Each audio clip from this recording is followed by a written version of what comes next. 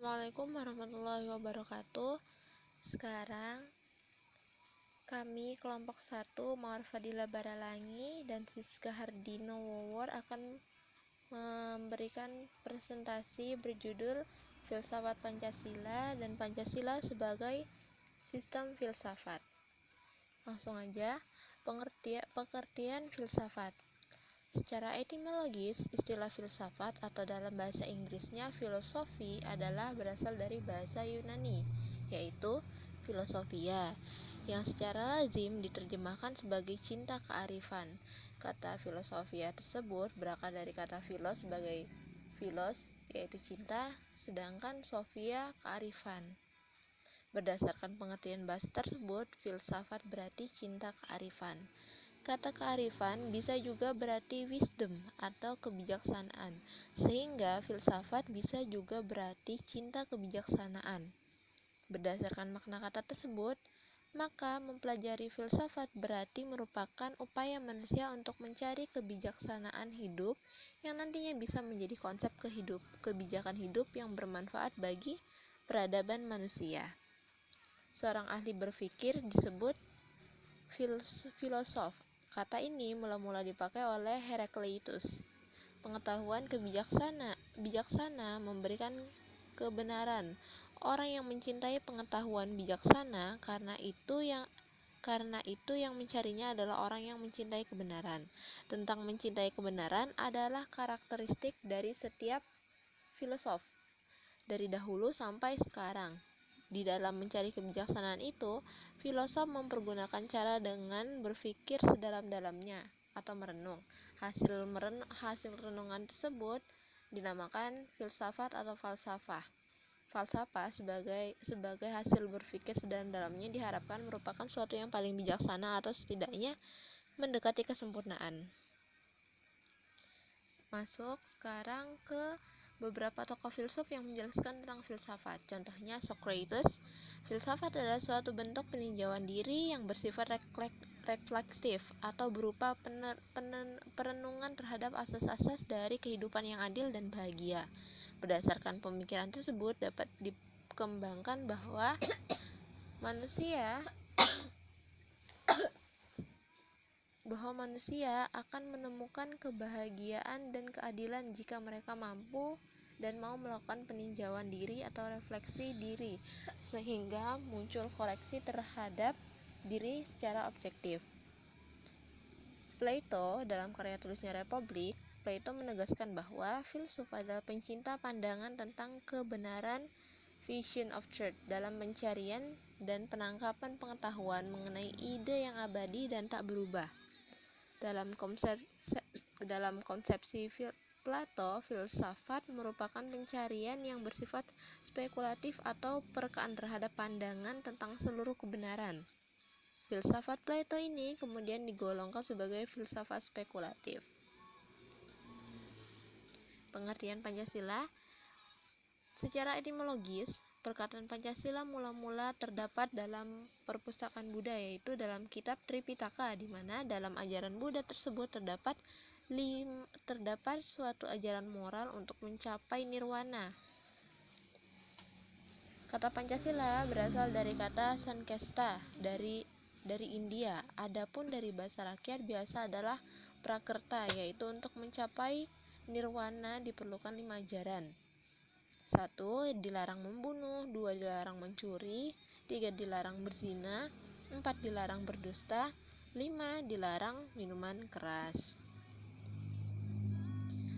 Lanjut ke pengertian secara historis. Pada tanggal 1 Juni 45, Ir. Soekarno berpidato tanpa teks mengenai rumusan Pancasila sebagai dasar negara. Pada tanggal 17 Agustus 45, Indonesia memproklamasikan kemerdekaan. Kemudian, keesokan harinya 18 Agustus disahkanlah Undang-Undang 45, termasuk pembukaannya di mana di dalamnya terdapat rumusan 5 prinsip sebagai dasar negara yang diberi nama Pancasila. Sejak saat itulah Pancasila menjadi bahasa Indonesia yang umum. Nah, yang ke pengertian Pancasila secara terminologis, yaitu Proklamasi 17 Agustus 45 telah melahirkan negara RI yang melengkapi alat-alat perlengkapan negara. PPKI mengadakan sidang pada tanggal 18 Agustus 45 dan berhasil mengesahkan UUD 45, di mana di dalam bagian pembukaan yang terdiri dari 4 alinea, di dalamnya tercantum rumusan Pancasila.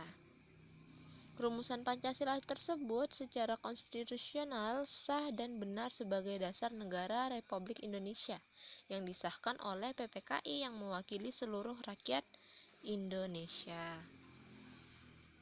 Pengertian filsafat Pancasila. Pancasila dikenal sebagai filosofi Indonesia. Kenyataannya Pancasila ini udah diubah-ubah filsafatnya oleh para filsuf Indonesia sesuai dengan rezimnya, sesuai dengan permintaan rezim yang berkuasa saat itu. Kita lihat dari filsafat Pancasila yang asli adalah Pancasila merupakan konsep adaptasi filsafat barat.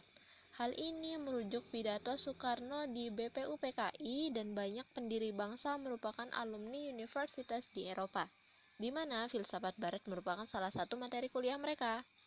Pancasila terinspirasi dari konsep humanisme, rasionalisme, universalisme, sosiodemokrasi, sosialisme Jerman, demokrasi parlemen, dan nasionalisme.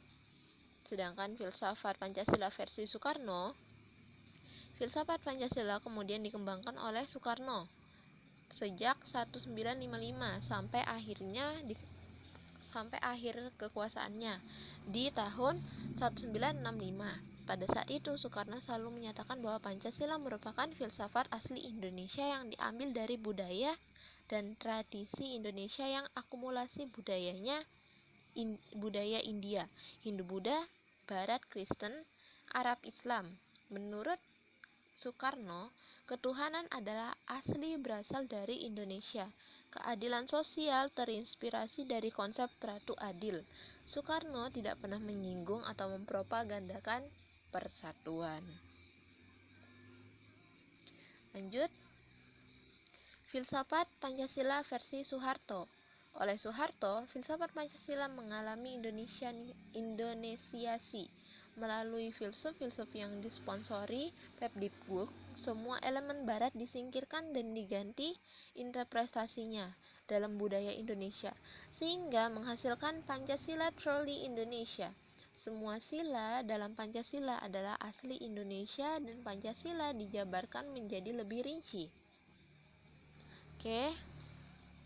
Berdasarkan penjelasan tadi, maka pengertian filsafat Pancasila secara umum adalah hasil berpikir atau pemikiran yang sedalam-dalamnya dari bangsa Indonesia yang dianggap, dipercaya, dan diyakini sebagai suatu kenyataan, norma-norma, nilai-nilai yang paling benar, paling adil, paling bijaksana, paling baik, dan paling sesuai bagi bangsa Indonesia. Sekian penjelasan saya. Terima kasih. Assalamualaikum warahmatullahi wabarakatuh.